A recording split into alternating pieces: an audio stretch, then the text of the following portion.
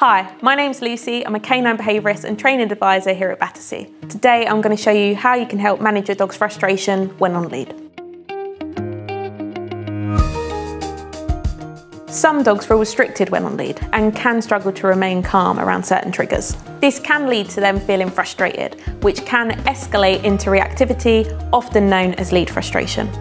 The way you begin to help your dog with this will depend on why they are frustrated and what they are directing that frustration at. The most common triggers of lead frustration can be people or other dogs. The main thing is to make sure they remain calm around their triggers.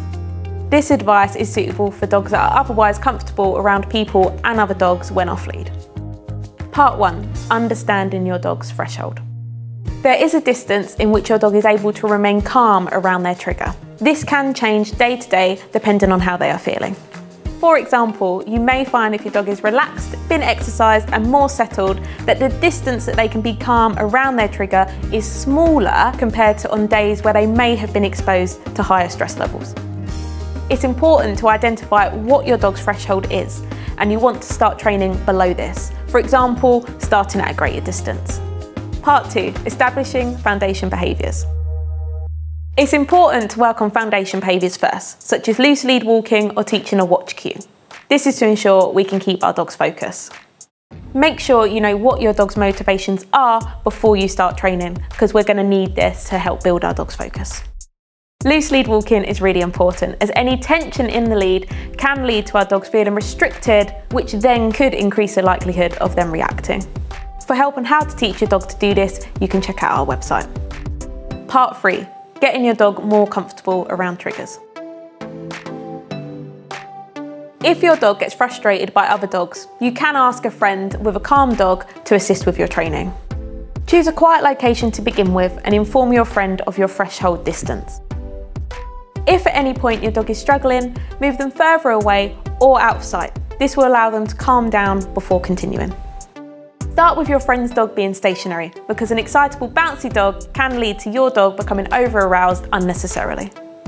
Allow your dog to spot the other dog, use your marker word yes, and then reward them. Always reward your dog away from the trigger. This will encourage them to break focus and to come back to you. To help keep your dog engaged, you can vary the rewards that you're using, let them chase the treat, or use a jackpot reward. Remember to keep sessions short. We want to ensure that we finish with our dog doing well, not when either of us have got frustrated. When finishing your session, engage in play games with your dog. This ensures that your dog finds you just as much fun as other dogs. You want to progress your sessions once your dog has got the hang of spotting other dogs and coming back to you. When your dog is consistently staying calm and responding to you in these situations, you can then start to decrease the distance between the two dogs. As your training continues to progress, you can then start to increase the movement of the other dog. When doing this, you want to ensure that you increase that distance between the two dogs to set your dog up for success. If your training continues to be successful, you can then start to allow your dog to have more freedom by using a long line. When doing this, ensure to reward any time your dog checks in with you. If your dog is showing extreme behaviours when on lead, we would recommend that you speak to a behaviourist on a one-to-one basis.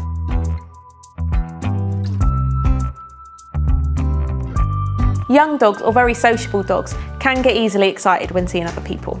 If on lead and not able to greet that person, this can lead to frustration.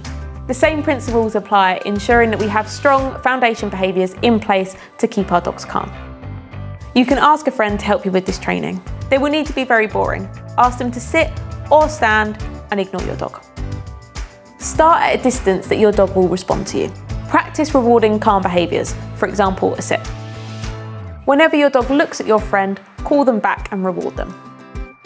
As your training progresses, you can decrease the distance between you and your friend. Eventually, your dog should be able to stay calm when greeting that person. Always reward calm behaviours. Use play as a reward to keep your dog's focus on you. It's important to acknowledge that a dog that is frustrated on lead can be frustrating for us owners too. Try to remain calm in any situation. Don't be tempted to punish your dog for reacting. They may start to fear dogs coming towards them, which can increase their reactions. Instead, remove them from the situation and allow them time to calm down. Those are our tips on how to help manage your dog's lead frustration. If you'd like to learn more about how to teach your dog the Battersea way, hit the subscribe button below.